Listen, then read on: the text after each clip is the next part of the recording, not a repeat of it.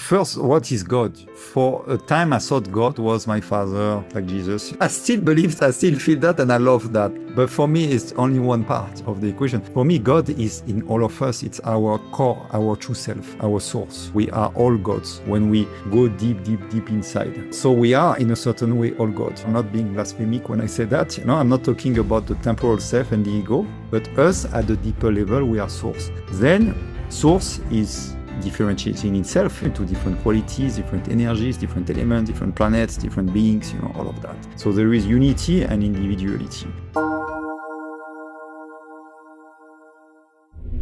Hi and welcome to Orion's World. This is Orion. Thank you so much for joining me today. And today's conversation is with Skai, the founder of Zero Point and the creator of a powerful energy transformation system that came through after 3 years in silence. I have to tell you, I felt so elated and amazing and inspired after this conversation. There was something about this conversation that felt expansive, activating, and deeply alive. We talked about silence, source, healing, human potential, and what it really means to live from a place of truth, resonance, and soul mission. Skai has worked with entrepreneurs, healers, artists, and conscious seekers around the world, helping them release limitations and step into their highest calling. This is one of those conversations that doesn't just give you information, but transformation. It alters the field around you. So take a deep breath, open your heart, and enjoy this beautiful conversation with Skai.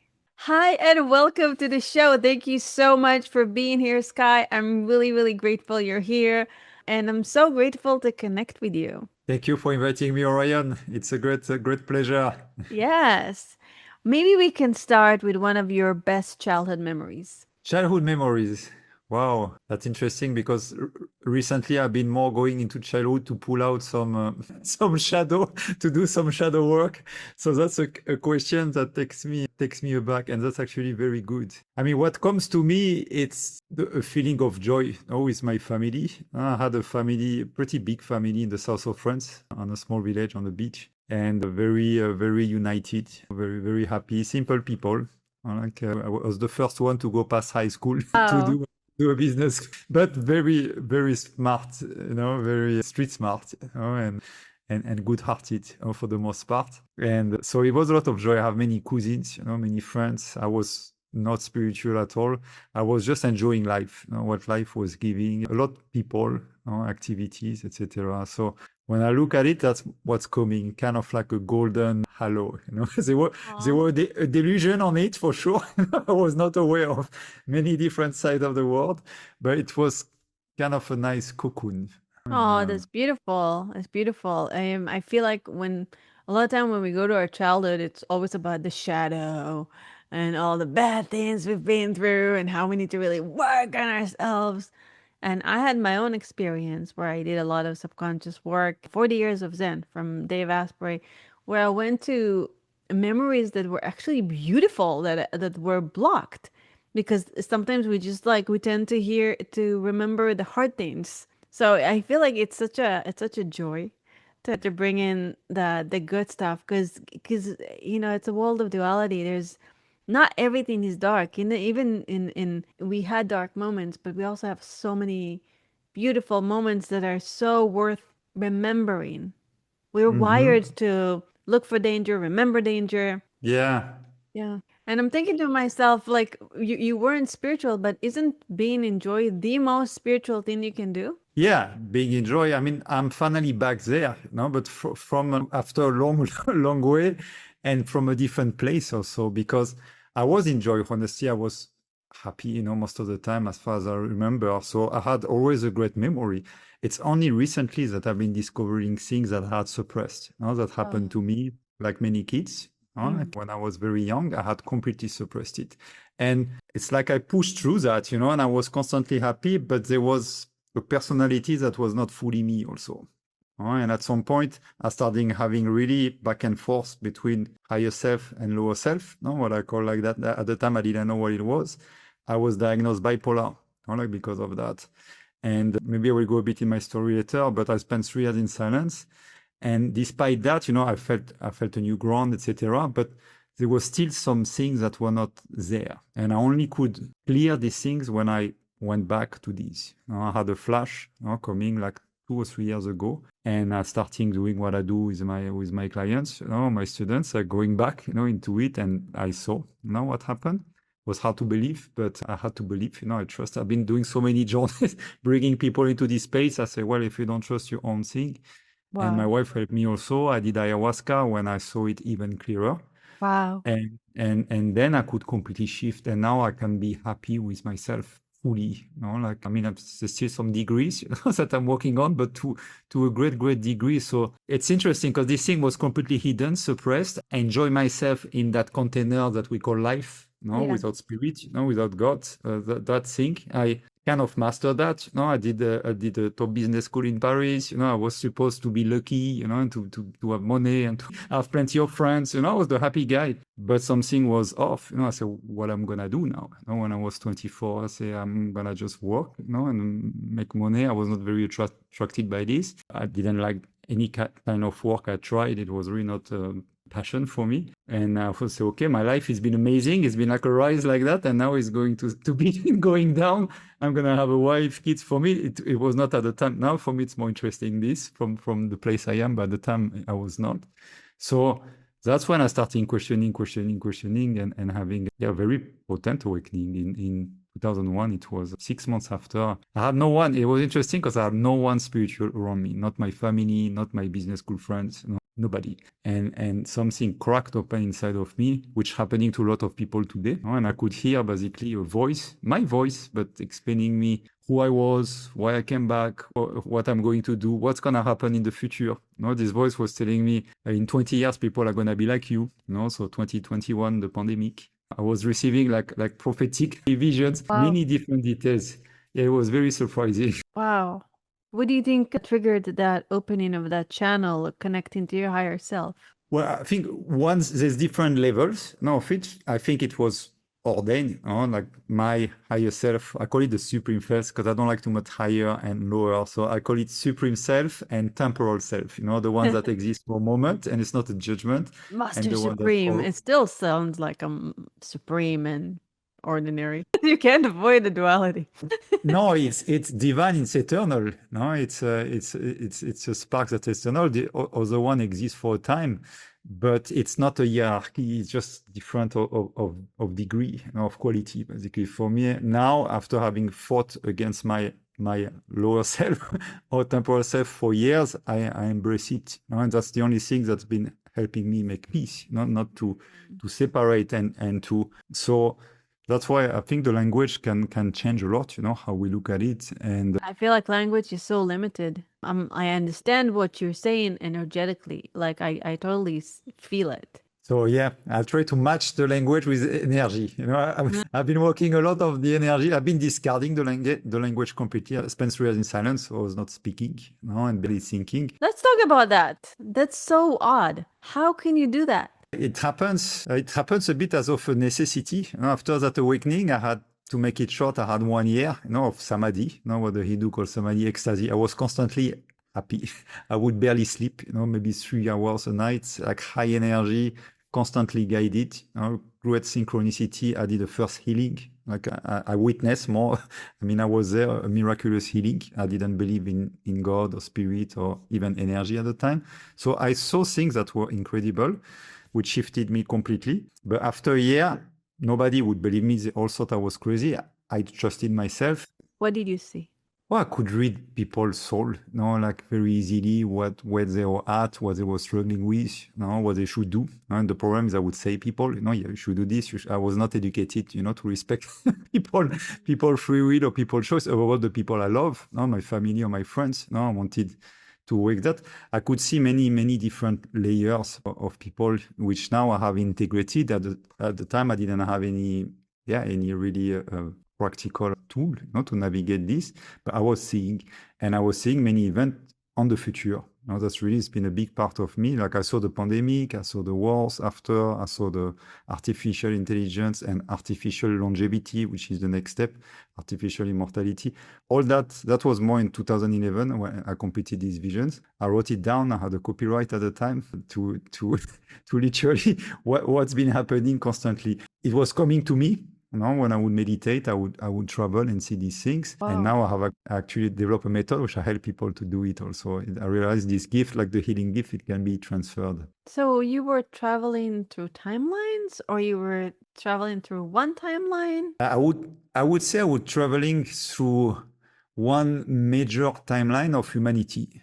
I would really see the core, not so much many details. Like it's more how I am. I see big things, like the ensemble of things. I'm not too much about details. So I would see more like mass events, mass transformation, within our species also. That's a lot. I saw a lot how they would be now. A lot of people talk about it, notably Greg Braden. He speaks very well. That's vision I have very detailed in 2011, like a shift in our species between one choosing to go with biotechnologies, brain implants, all these shift to basically have like enhanced abilities, and another one choosing to go deep inside, and unlocking our human powers. For me, there's no superhuman. They're human, but they've been locked, which are divine powers to, like ancient yogis, prophet or teachers, have done to literally work what we call miracles, which is to me just, rendering reality in a different way, in a more advanced way. So I saw that fork. That was in 2011. I would go every morning. I would travel for 5 hours. I was in New York at the time. I would sit at my desk, look at my computer, my black screen, and boom, I would go like that. I had never learned meditation. I would just go. And so I was writing in as a movie. It was very vivid, like you watching a movie, but with even more details. I would work after because I had to sustain myself. So I was doing headhunting, like recruiting for McKinsey. So like switching, to finance, like something completely different. Like cold call. I was still in my pajamas on my Right brain, left and yeah, like complete like switch like this. In the evening, I would write what I've seen in the morning. Despite all of it, it was still fresh. So I would write all the accounts, the dialogues, the visions. And I wrote 1,200 pages like that. So a stack of paper like that. It was 6 months. I had that discipline for 6 months. And then I went back to Los Angeles, where I was living before, to present it, to some producers and directors. They all told me, I want to do it. I want to do it. It was like really compelling, a bit like a Lord of the Rings, the Matrix, but I would say next level. But it was very realistic, very. And I was about to do it. I was discussing with several people, and I realized that I still have that split, that bipolarity. There would be that person traveling, seeing all of it, having like that, this wisdom and this vision, and then there would be the other one, and there were no bridge, between the two. It's like I was really two-faced, and that was very hard to live with. And I felt I was not really honest if I was doing a movie, about unity, about God, because I had experienced that in 2001 for a year. Really, I was living like that, but I had not mastered it. And I would basically was not fit, to really talk about this. So I asked my guidance, which I call God.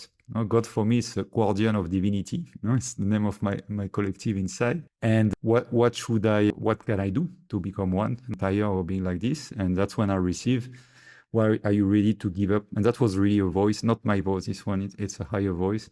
Are you ready to give up everything? And I say yes. And like your friends, your family, your fiancé, the fiancé, she would leave but come back each time, and I love her a lot. I say, okay, your mission. So I was working on this movie for 10 years. That was my core number one baby, my reason to live and to go through all these things. So I say yes, I let go of that. That was the hardest, to be honest. And then I received, okay, now I'm going to send you to hell. I thought I had been brave, I would be like rewarded, like a bit naively. And then I went to hell. I spent 3 weeks with no food, no water. So I was in a room, like constantly. I wrote a memoir about it where it's detailed, constantly working on energy and on going to different planes, like of like galactic planes, earthy planes, underworld planes, basically, and having ordeals, having really like hardcore things that I need to do. I would again barely sleep, but this time it was not out of joy, it was out of work. I had to constantly fight for the light against the darkness. There would be something pushing me forward and something trying to stop me, and I had to constantly deviate and stick to that force. I cannot explain everything I was doing, but it was for 3 weeks, and then after I entered the silence. I thought I was done after, and I spent a year sitting on a chair. So for 23 hours a day, roughly, I would sit like day and night. I would maybe spend a couple of hours at night on the chair where I would close a bit my eyes and go into a different world to recharge. That was sleep, but I was still very conscious. But all the rest, I was mainly eyes open, not meditation, eyes closed, and working on energy, like moving energy. I understand now. I begin to understand now, 12 years after, what I was doing. But I was basically rewiring the field that is just before the physical, the supra-physical, physical. So that's basically what the energy just before it becomes matter, not just it become your cells. And that's why now I can help people do very quick healing, on cancer, on Crohn's disease, Lyme disease, neuropathy. Like I did in like the last 3-4 years that I've been teaching healing and healing also myself. It's been insane. And then I understood, that's why, because all that work I've been doing was here. So now when I work with people, whether through a group, people through group have amazing results or one-on-ones, they can access it very quickly. And then they know it, so they can go back into it like very quickly. But at the time, I was just opening gateways like this. So I spent a year like this and another year walking. So I went to an ashram in Northern California. I was walking 10 to 12 hours a day, 20 to 30 miles a day, every morning, like mainly from morning to night, with a little break in the middle. And then I thought I was done and I started running. So running 40, 50 miles From a day. sitting to not moving to running. Wait. Well, let's go back for a second. 3 weeks, no food, no water. Where were you? How did you decide to do that? Well, I told you, I didn't really decide it. I asked, to my guidance, basically, because I was tired of being Was this it at home? You were just at home, or were you? Yeah, I had some housemates. I was in Venice Beach. I have 3 very nice ladies I was living with, who didn't know what to do because I was locked in my room. They would knock, they tell me drink someone. I didn't have any more voice. At the end, I say I'm okay, and I know I had to go through that. So it was intense for them as well, for everyone. But I followed. At some point, I had that guidance really clearly, and that was amazing. And then I started doubting it, and then I started not listening to it. And that's when I went really, really down to that place of, like psychotic, schizophrenic, suicidal, for years. I didn't dwell on that, but I spent years with constant psychic attacks, talking to me before I decided now I just gonna finish myself because I cannot do my mission, which I have seen in 2001, because my brain was so messed up. It was completely cracked. I could feel it, between left and right. Wow. The frontal lobe has been intact, basically. So I was still trying to function. I was very conscious. It's not like I was not conscious of everything, but I kind of understood a bit what was happening. And I thought I cannot function anymore. It just goes there or there, like this. So when was the merge between the right hemisphere and the left hemisphere? Well, during the 3 weeks, what I did, I rewired my frontal lobe. I was constantly focused on that, which I call God or that. I was upset. I was like, this God is a narcissist. It's crazy. It's just me. I had to constantly. It's like the most megalomaniac narcissist. So I didn't understand at the time, but having that focus constantly, bringing energy here constantly, and doing that movement from light to shadow, to transmute. And I'm actually understanding better as I'm talking with you. I was basically creating. It's a vortex technique that I use today, to empower people, and I was rewiring that place. And then that split, it was not 100%, but it was completely different. I know who I was. My ground shifted from going back to going into this long walk, so this meditation, and going there and then going back to that guy, to being that self, that supreme self, and then sometime going down to that guy, but coming back here. In those 3 weeks, that ground shifted. Like with this 3 weeks, it's the time also for the body to take a habit, and to integrate it as well. So yeah, I didn't understand it all. I follow the guidance. I had learned to follow it. It was amazing. To not follow it, it was really hardcore. So this time when it came back, after years of trying to get this connection back, and I didn't have any teacher. I read some books, but nothing could really speak to me, in a way that could help me fully. So I had to do my path alone. And now I know my guide was back. So I say, I'm not going to it's like a dog. I will bite to the guidance. And that's why then I did all these extreme, like austerities, because I know it was either going back to what I was, and that I didn't want it. So that's somewhat fueled my work, my transformation. It's really hard for me to shut up for an hour. How were you quiet for 3 years? Well, it was not being quiet the hardest. It's more what I was doing, because I was given assignments. So every day I would have to do something, which even today I cannot explain you what it is. I was moving energy inside a field. It was very clear what I had to do when I was inside, but there was no really bridge with this reality. So I would spend 24 hours sitting like that, doing that thing constantly, and then fighting with hunger, because of course after 12, 14 hours staying there, you start being hungry. I was skinny, like completely emaciated. Thirst, I would not drink water, for 2 years, no water. Pain, sometimes I would have energy. I had literally energy burn on my body. The energy was so strong, on my feet that it was starting burning, in certain places. So I had to go through pain like this. Boredom, because indeed I would get like annoyed, even if it was always a new ordeal. It was always the same stuff. I would sit on the chair the whole day and go through that. So I would have to constantly bring myself back to the center, what I would call the force. I call that the 0 point, in my teaching, bringing back to 0 point, so I could bear with this, so I could create energy to deal with it, so it would be more comfortable. Not fully comfortable, but better. And time would pass like this. So I would be busy. When I would stop the next morning, sometimes I would receive a jolt like that. Say, okay, now you can go eat. So it was a small breakfast. I wouldn't remember what was happening. I had no memory. I was hearing a mantra, a music, I composed electronic music. So it was a little electronic loop, that I would hear like that in the background. It was not an Indian guitar or sitar. It was electronic. So the whole time it was with me, and then it would shut off. No memory of the music. No memory of what I was doing. I would go eat my breakfast, recharge, and then go again for another day, sometimes 3 days like that regularly at the end without moving. Yeah. When did you know you're ready to start showing up in the world and teaching people? It took time, yeah. Each time I thought, okay, now after a year, I know God is going to tell me, you're good now, you can go and share your journey. And then I went to work. Then after the work, I started feeling really happy after a year. And after 2 years, but then I had to run. And then at the end, I was sent back to Boulder, to Colorado, and starting meeting people, a lot of students, from Europa, and naturally, like sharing,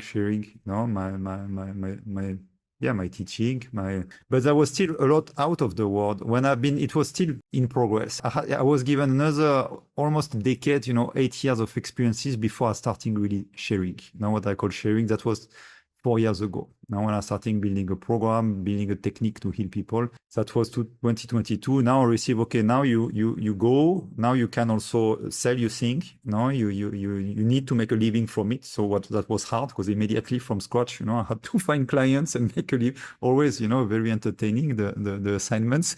So it worked well immediately. I was helping people heal like really severe stuff, and almost systematically, when I was doing healings. So it was cancer, Crohn, Lyme, neuropathy, disease. I don't have the name, because I'm really not a doctor. I didn't know anything. I would just work with energy, and shift it, like abuses, different type of traumas. And after a year or two, I was so drained, because people would bring me new clients, and that I say, okay, I starting having my brain starting doing some weird things, because I work a lot. I would work in distance, a lot, so with the mind, that I say, now I need to find another way, to do that. That's more sustainable. And that's when I designed the program that I'm doing now, which is called 0 Point Activation. And so it's 111 days activation, when we go through the essential phases, of what I did in 22 years. I compacted it, right? Like 3 months with the essential, meaning stabilizing your field, and really anchoring your true self, really your relationship, purifying all your relationship with the divine, with yourself, your family, your lover, your friends, your co-workers. So you have like a clean, like alignment, and then more your mission. Like really what are you here to do, and building the tools to do that, like expanding basically into the world, etc. So I compacted that with a core technique, the triple vortex, which is the one that's been coming through years, like progressively, and now work very simple. You silence your mind, you drop immediately. It seems complicated, but it's not. It's just an authority, and you're gonna have a few seconds or more basically of silence. You drop your awareness into your heart. And then you start moving, step 2, a counterclockwise vortex around you. Counterclockwise, because you unscrew things, counterclockwise. So you visualize, or you feel a liquid gold. So you're not busy thinking or trying to silence your mind or trying to listen to your breath, etc. You just focus with your consciousness on moving around yourself. So that's self-hypnotize you. Basically, you kind of start clearing your field, and people, most 95% of people immediately feel more peace, more relaxation. Some can see the light, feel the energy that varies, but most people people who have never done any meditation, they can feel it. And then you clear whatever you want to clear. You bring this light, you access the 0 point, or you get closer at least from that place. You clear what you have in the way. And once it's clear, you usually feel lighter, or you see a light, or something tells you, then you begin going clockwise and you begin reprogramming. So now you bring what you want in your field. So instead of this disease, I want now, this power. Instead of this abuse, I want now, this power or these skills. But you're not doing it with your mind, like manifesting from your ego, from your temporal self. You're doing it from your supreme, from the 0 point. So it works. What you're now seeding in your field, it's gonna grow. So that's the third step. And then you protect and ground. And that's 4 steps, very simple. And people with this have been healing like herpes. People I've never worked with, they just download this meditation, I have it free on my website. In a few days, 14 years of herpes, like severe chronic pain. Wow. I had people healing like torn ligaments, ACL, bone to bone. I had someone here, my neighbor and friend, his stepfather, father-in-law, 74, who has never done any energy work, who was bone to bone, supposed to have surgery. It's another technique I have, but it's similar. He gave him the video and no surgery. Like the next day, he went to work 3 hours. So it's the speed.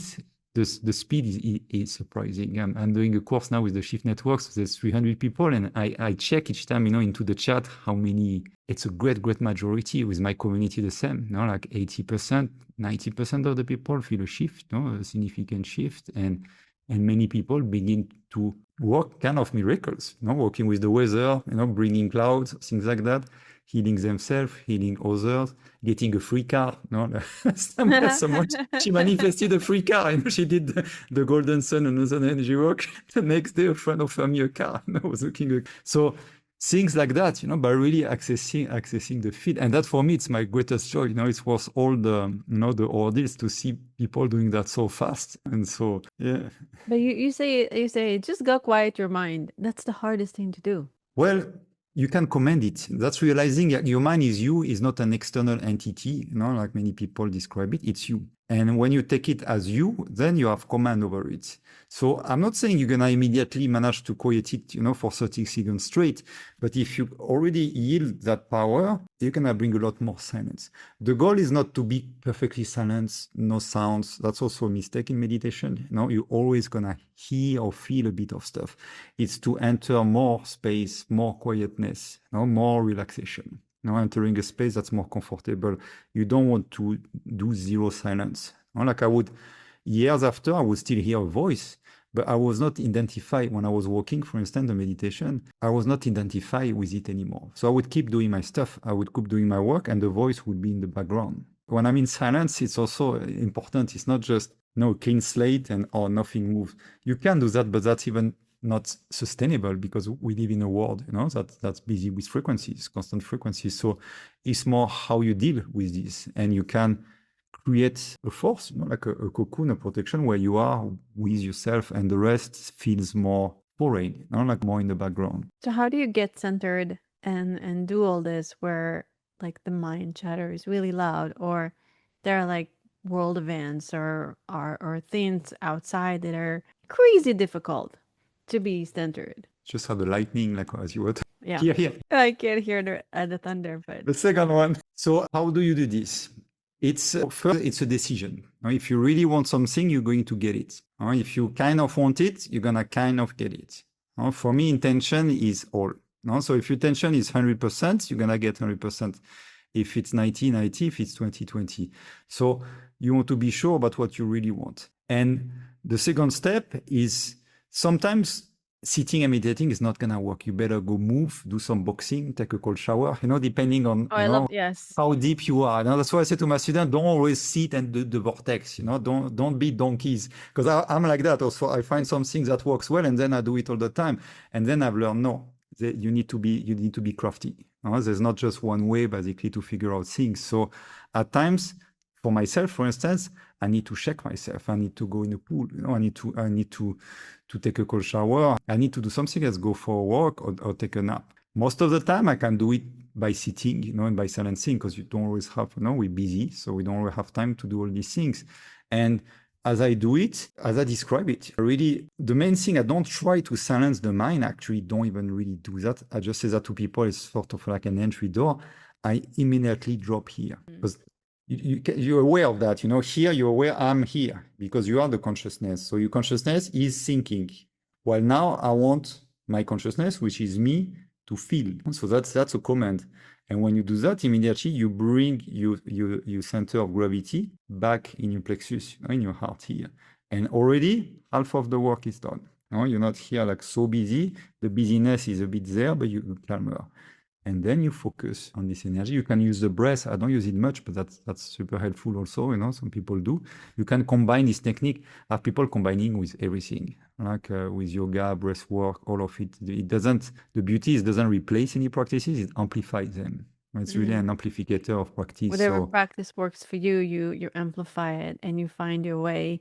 And you use this as a tool, but it's not the only tool. Everyone has their own set of tools that they are connected to the most. And I guess the main thing is the desire to connect with God, whatever acronym it means to you, right? And how would you differentiate getting to God through meditation compared to through psychedelics, ayahuasca, magic mushrooms, all of that? Well, first, what is God? For a time, I thought God was my father, a bit like Jesus. I still believe that. I still feel that, and I love that. But for me, it's only one part, of the equation. For me, God is in all of us. It's our core, our true self, our source. We are all gods. When we go deep, deep, deep inside, okay? That we all come and stem from God. So we are, in a certain way, all God. I'm not being blasphemic when I say that. I'm not talking about the temporal self and the ego. No, it's a godlike representation, but it's not what I call God. But us, at the deeper level, we are source. Then source is differentiating itself, into different qualities, different energies, different elements, different planets, different beings, all of that. So there is an individuality. So there is unity and individuality, and there is a spectrum in between. And we travel with our consciousness. We can go to that pure unity, or we can go to that pure duality, or in the middle. So when I'm in God, is going to that place that's within us and feeling, being from there, that place of creation. When we see we have time, we have control. So psychedelics can help you go there, but there's a tool, there's a substance. So that's the limit for me of it. It gives you a certain experience, which can be amazing and deeply shifting, and I love it. I do it sometimes, but that doesn't replace for me the work to go there. The work you do every day, that's the most important for me. With your spiritual practice, whatever that is, whether it's double vortex or Joe Dispenza or whatever you do, for me, you need to have a very solid practice. It's not just something for yogis, it's something that everybody should do, and involving energy, because we are energetic beings. So that's, to me, fundamental. So it's an accelerator for me, and it can be also, 2 weeks ago I did ayahuasca. It showed me things that I can do most of the thing on myself, but each time I do it, I'm impressed. I say, wow, this is like the grandmaster, the grandmother. It shows things in a way that, and help it remove that. It just pushes, it's like energy that pushes you to the highest realms a little faster or a lot faster. Yeah, faster, it's like very obvious, very in your face. And the way I work is similar. It's my wife who brought me to ayahuasca. And when I started working on her, she had a UTI for 17 years, and when we met, I helped her basically, I think in two sessions we did, it was mainly gone 95%. And she told me it's very similar to ayahuasca, actually. I have not experienced, but the difference is that you are more in power. When I do the work, I connect people to the 0 point, to the source. So then you go and you clear your trauma from that place. She was telling me with ayahuasca, often you do it from your lower self, from your ego, and so it can be violent. It can be very restless. So, but the experience is often similar. It's just more soft. It's much more soft and more sustainable. I wouldn't do ayahuasca every day. I like to do it, once every few months. That's great. But this you can do every day with it. So for me, it's complementary, all these tools. And you said you saw 2 timelines where people chose to go inside. compared to people chose to become bionic and connect through AI and all that. Where are we Yeah. heading? Well, that's happening now. Huh? Now it is literally happening. There's a bunch of technologies, that are ready, that are already tested. Not necessarily all officially, but that can do that. That can enhance abilities. I mean, you have some of the official ones. The Neuralinks from Elon Musk. That you can plug and you can, supposedly, and maybe he means well. I'm not critiquing, here, Yeah. but for sure that can be used, for people who have certain impairments, but that can be It used for also everything. can be used to like control humanity. We'll all become this like big hive of robots. Robot connected to 5G, and I mean to 7, 8, 10G, and to But it doesn't feel those things. good. So it's happening. In 2011 it was visions. Now I see it happening, and the pandemic also I saw was one of the first steps, to test basically people, and to. Well, what's the happy ending? Like every movie has a happy ending. Where's the happy ending? Because this Well, doesn't. for me, I see a very happy ending Really? after a journey, after an intense journey, which varies for people. It really varies for people because we are also choosing our timeline within the collective.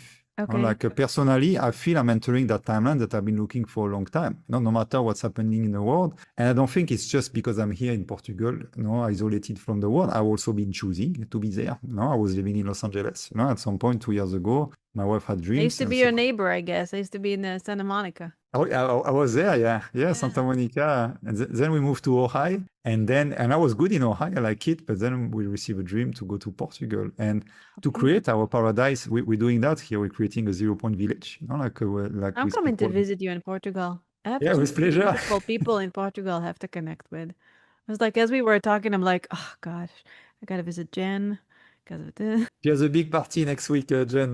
There'll be a lot of good people. I can't do it next week, but yeah, sounds amazing. How do we choose our own? How do we jump into the most optimal timeline ever? Well, that's a good question. I feel by going inside, immediately, by realizing that you are, the creator, you are the heaven and you are the hell. Now that's what God told me. Hell and heaven, it's always there. It's you who choose at any time to go into one or into two.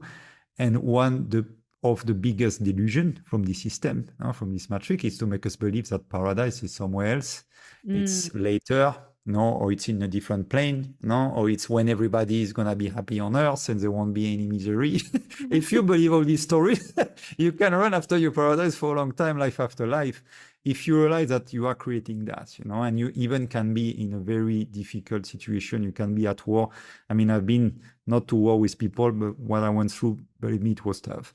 And when I did it with God, with that force, it was like more like a game. It was beautiful, because I was like transcending like boundaries. I was realizing, I'm capable of doing this. There was like really beauty in it. I wouldn't call that hell at all. When I went without God, when I didn't have that connection anymore, and I had these voices attacking me, and I gave up, and I was like that was hell. That was really hell. So for me, if you connect to that force that is within you, with your true self, you are entering the heavens. If you disconnect, you're entering hell, and you're doing that at all time. So it's really realizing that, not looking to be there, being here, and then doing the work to anchor yourself. There's the decision, the mindset to shift, and then the practical daily work, with your energy, your diet, your movement, your breath, to stay anchored, your collective, your surroundings, And when you combine both like this, you begin your own heaven, and you can be anywhere and feel it. Love it. What are your 3 top tips to living a stellar life? Interesting question. Well, the first one we just share. It's like always looking to live from 0 point, from source, and realizing that you are kind of already there. You have all the resources. That's for me the most important. Shifting that, not being there and coming back here. The second one, I would say, it's like surrounding yourself with people who are aligned with your frequency, with your vibration. I've been doing a lot of work on that, discarding everything at some point and then rebuilding, from that. And I'm very demanding. I think I respect all gradations. Some people like, to manipulate, to distort, to lie, etc., to kill. Some love to create, to choose, to collaborate, to give. There's a full spectrum of that, and everybody is embodying different ways. But there's part that doesn't interest me anymore. So I choose to bring my frequency to call in my field people who feel like aligned with that, and mostly that's what's coming. Now and amazing great people like Jen. Like since I've been really picky with that, I have like amazing friends that I don't have the time to meet. And 3 years ago, I had nobody. I had a very bad divorce after that, and I was completely destroyed. And I would make no friends, no more family, no connection. And I hit a point when I say, okay, now I don't want that anymore. I was in LA actually, and having like these false friendships that would always fall. And I call from God from really what I want. I want now best boyfriend, the best girlfriend. I don't need many, but really align. And they gave me my wife.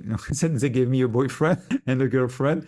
And boom, things starting shifting. So again, calling for that. That I would say is the second step. And the third is being patient also. Being really patient, not to want everything now, because the ego, you want things too fast. Here we're building a center. We got already a funding without even asking, by one of our community, which is amazing. And now the project is becoming bigger, so we need more. And so I coach myself saying, oh, now we need more, having that. No, now you're already good. You're already into the trap of the matrix. Yeah, exactly. You can always want more, strive for more. So let's bring the energy back, enjoy what we have, and call for more, instead of pushing. And call and be patient and trust that if we are aligned with this frequency, many guides, many forces are bringing you what you need when you need it. But if you want to push it, you can. You can manipulate things, get forcing. Everything is allowed. But you're gonna have a backlash, a price to pay for that. If you wait, like this, you're gonna attract what you need. You're gonna live in peace, which is the most precious thing for me. Because true happiness can only stem from peace. Otherwise, it's just temporary and it's gonna fall, and then it's the opposite. And where can people find you and work with you and learn from you? So my website is zeropoint.earth. And you can download the double vortex technique for free. It's zeropoint.earth/double vortex. And we have a program called the 0 Point Activation, which is this 111 days that after keep going with our community. That's really the thing I recommend for people, because we have crazy and pretty systematic. It's not 100%. People need to do the work, but it's 80-90% of people who shift either chronic disease or things like that. But it's not just that. Mainly, aligning, finding the purpose, finding the joy, being in that frequency. And the people who've been sticking long enough, they enter that 0 point. They live that in their own way, which is different from mine. But I notice now there's some people in the community, they just radiate, all the time, and they know how to go through things. It's everything is perfect again, but they have the tools, to go through things. So that's really what I recommend. And for the people who wants to have more sessions, we have also other tiers, where I offer a few sessions to help. So that's the main thing. And YouTube channel also, and Instagram, 0point.earth. Amazing. Thank you so much. It was so fun to meet you and learn from you, and it was fascinating. And I loved everything you said about heaven being here on earth, and about surrounding yourself with the right frequency and the right people, and about just being patient and peaceful with yourself and letting things unfold, and calling things instead of pursuing them, with our mind. And it's just incredible story, incredible. And thank you for the vortex technique and everything. It was very beautiful. Thank you. I will share it with you. It's my treat. I love what people are doing with it. And what you're saying, it's really, it's like loving yourself, making peace with yourself. Because when you're at war with the world, that means you're at war with yourself. So it really begins from inside. And I've been at war, with, believe me, the system, all these things, for years. I wanted just to dismantle everything when I had this vision. And no matter how high I would go, I would still be at war. That's what I understood. If I don't stop, I'm not gonna be fully in peace. And peace is the most precious. So it's like, okay, I understand that things are not perfect. There are, distortions, but they are also part of the creation. How can I realign them, within myself and progressively within other? And when you work from that place, you're not attracting this distorted energy anymore. At least you're not fueling them. You keep clearing what you need to clear, and it's much easier to do your work. And my dream is that people understand that. The mission we have with 0 Pointers, I'm also working with a collective, of other healers. and teachers. And the mission is to anchor 250 million people into this frequency, by 2055, and not by rushing, not by going out there, etc., by being in this frequency first, really embodying it, and progressively people come into this frequency. It's like reverberate. There's no rush. Right now, there's a sort of a huge haste and fear, because 2030, because AI, because all these shifts, or everything is possible, or everything is going to trash. And I was also into that, and I have completely stepped deeper, into 0 point, and not rushing, not running, knowing that you are in power. You are a godlike being, and you have power to control your reality. So learn it, take your time wherever you're at, whether you're in pain or whether you're in a trauma, or you can access that and you can begin rewiring, reprogramming patiently your life toward where you want to go. And each step in the right direction feels very good. Each step in the other one doesn't feel good. So better like embody this peace and accept where you are. Skai, thank you so much. Orion, thank you so much for inviting me and for finding me, because I'm not too much active out there. So I'm going to do it more now. I receive you. You have to begin speaking now. So I'm very glad now to begin this with you. And I know we meet each other again. Yeah.